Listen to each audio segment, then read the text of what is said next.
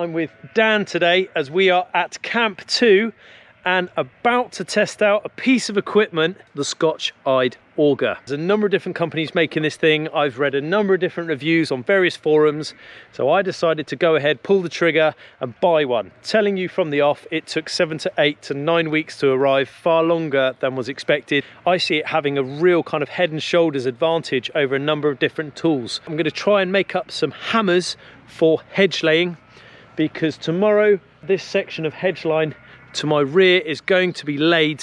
So for that to happen, Colin's asked me to make up very specifically some certain dimensions we're looking for today, some hammers to knock in the stakes for hedge laying. This is a perfect chance, I think, for me to review and use the auger. So what we're ideally looking for is some hardwoods, something like oak or some seasoned ash. This woodland will have an awful lot of that, and especially fallen timber. In particular, I'm looking for 10 inches in length, 7 inches in diameter for the hammer head. For the hammer handles, how long are the handles going to be, do you reckon?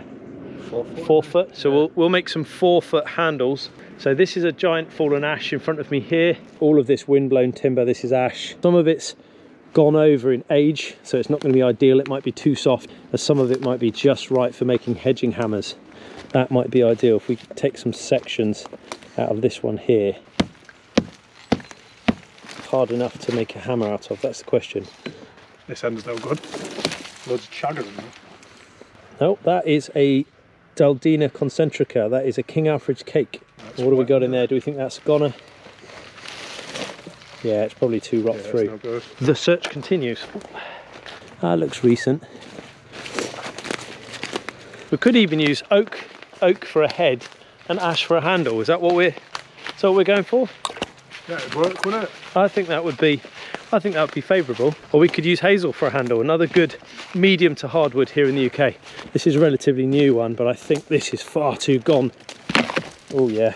There is this piece of hazel growth coming out at a 90-degree angle. So for conservation's sake, we'll harvest this and see what we can get off of here. Might be that we can use sections of this for hammerhead, and we might be able to make ourselves a handle out of this. I'd say that's a 4 foot section there. So if I cut this off here and I cut this off here and I tidy this up with a knife, I can make a nice handle which we could then bolt onto a larger diameter head. We'll tidy that right back to the stump and leave it so it can regrow. Yeah, good man. Okay, got it. And that could be a nice handle as well, couldn't it? From there. Yeah, I see, and it's got a bit of deer damage on it here, so actually it wouldn't be such a bad thing to take this back to that sun shoot, which is the last piece of decent growth. While Dan is just doing that, then I'm probably going to grab a Laplander saw myself and just tidy up this potential handle here, and we could even make a handle, if not slightly wonky, out of the next section up. Dan's got his lovely artisan bill hook, complete with its handmade sheath. Whoa. Other way up, mate. Go with the direction of growth. So turn it the other way up. That's right. And then chop down with the direction of growth. You get a nice clean finish. Same again at the bottom. Look at that. Now that is ready to start getting skinned up.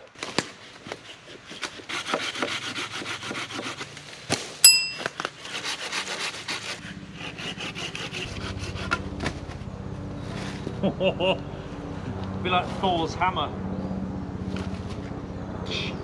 Obviously, once we've taken the bark off, we bring it down in diameter. That'll be much more useful. I'm going to get rid of this knotting at the top here, and I'm going to put the Scotch-eyed auger into the end and then socket that into one of these sections here, which we're going to use to make a hammer head.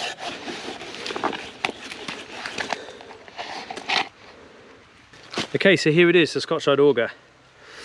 You can see it's kind of got that, looks like a socket set top that tapers down, goes to a finely walled rim there, and that's the bit that will get driven into the end of the timber, hopefully to make that socketed end. The circumference of that will fit perfectly inside here, so as a two-part tool it's ideal. I'm a bit dubious as to whether the welds here will actually put up with it being hit profusely with a decent sized hammer, but there's only one way to find out. Okay, that's interesting. It's got a big bit of fungal attack coming into the middle here, and it's a funny shape, but actually a triangle is quite a strong shape. I think we would probably want that to go in sort of at that angle, like that. I'm going to do some work on this thing. To do that, I'm probably going to need to make myself an improvised draw knife. What you want to do to make an improvised draw knife is you want to find a V. All I'm going to do is just pop off this top part here, okay, and this piece here. Because the piece I'm actually interested in is the V itself. And then I'm going to come down and give myself a little bit of a handle, maybe about this big.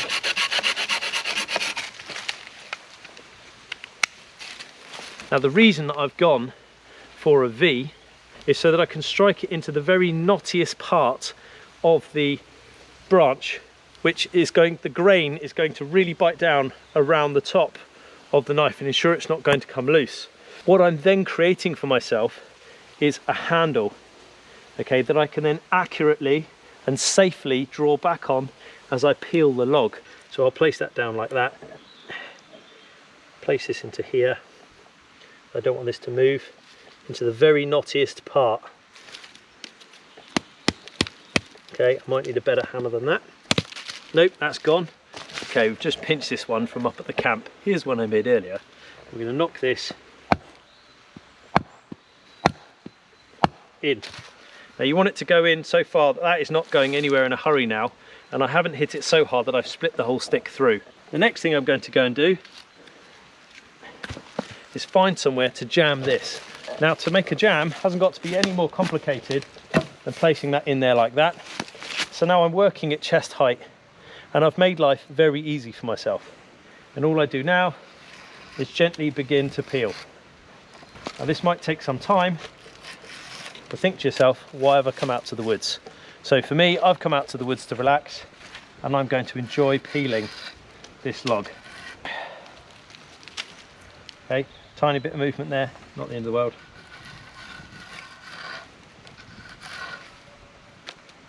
If it starts to slip, you can just knock it back in again, but having that knotted section is always far safer.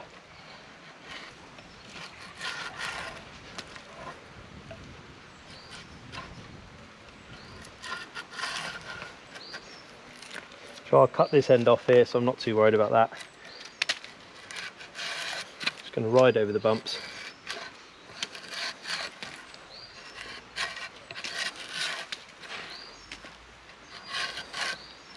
And then you can kind of finish off the last parts, maybe by hand or by eye.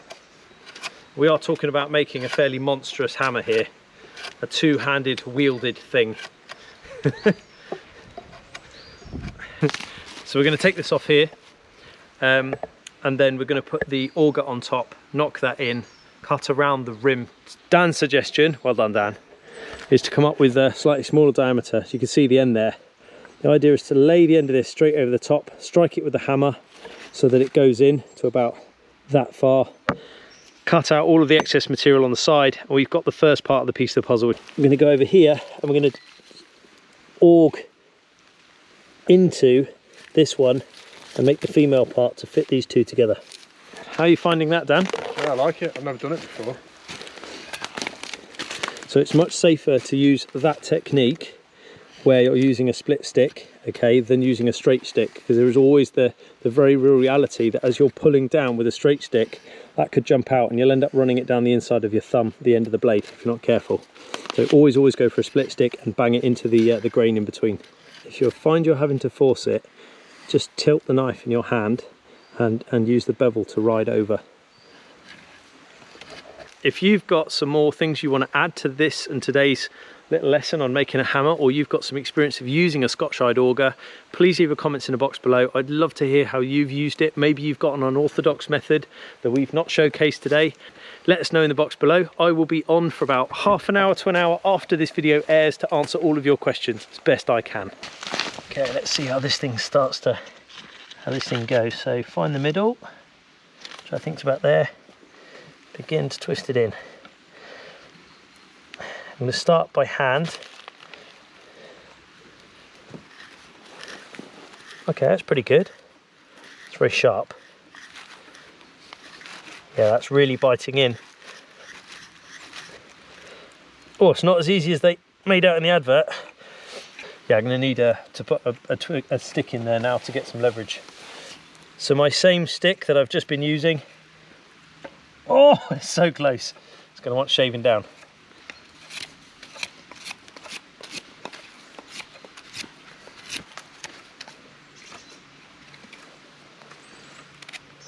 Oh, it's in now. Here we go. Oh.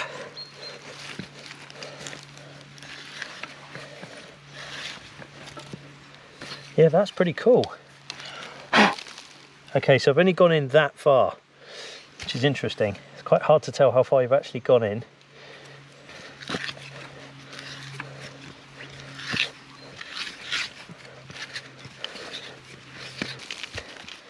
Now, being that this is still a little bit green, to really push down.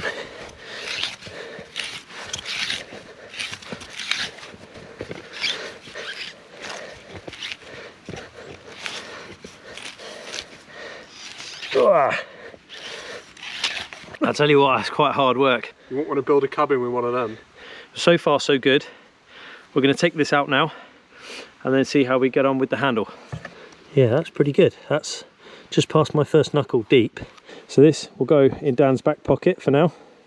We'll probably need it in a moment. And the next task is to bring this to bear onto the top of our potential handle. All right, give that a few taps. Go on, go on.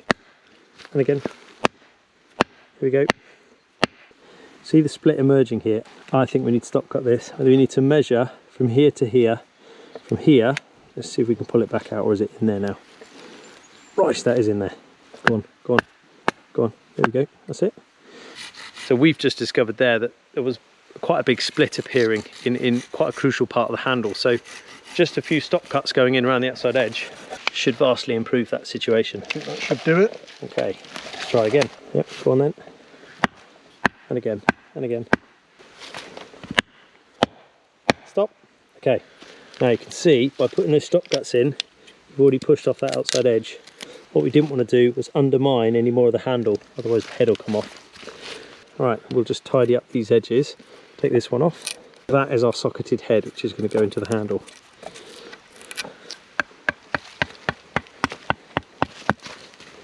Very nice. So we've just got this tiny little bit of outstanding edge here. So I guess the issue we've got now, if anyone knows any top secrets, is I'm going to see whether this just pops back off. Okay, try and hit it. Let's go in. Let's go in.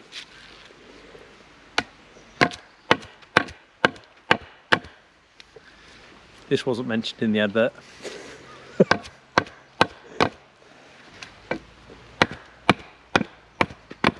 Oh, that was a finger.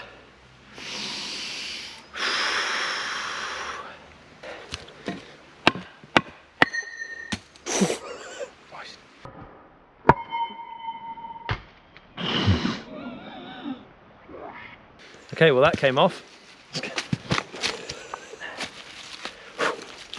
It's still intact. You can see how tightly that's gone on.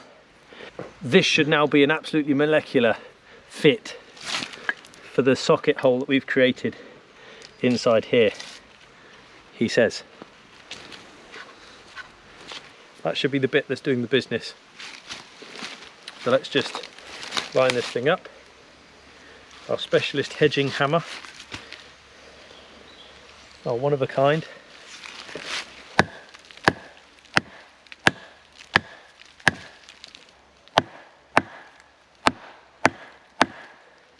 That's on there. When you're doing something like this, I go with the overhand grip.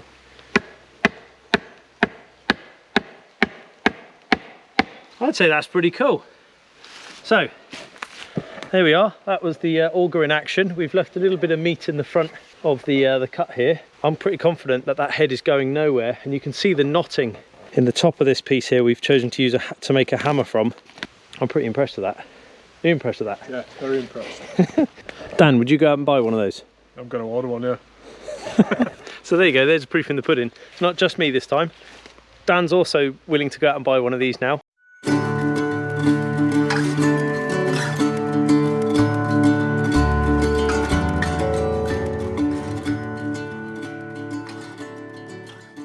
after we finished making the video, we carried on having a play and realised if you put your stop cuts too low and you're driving this thing in, you could end up snapping off the top part, and then it's stuck in there, and I mean stuck in there. So what we're going to have to do now is saw this bottom piece off, lay this over the top of a smaller diameter twig and whack it to punch this out. So we're going to start by cutting this. Point to note, we went through a knotted section in the top here, and I think that has really bitten down hard in that knotted grain. And so we think we've come up with a solution. Okay, our handy little branch that we made, which happened to be our improvised draw knife, we also, if you remember, chamfered down the end.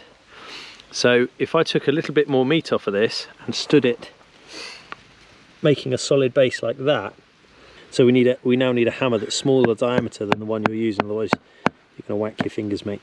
That is hard to hold on to. That will sit inside there, and if I hold it on its outermost and manage to strike using the hammer the other way up, that way, we can punch this out. It's certainly going to be a test of the weld.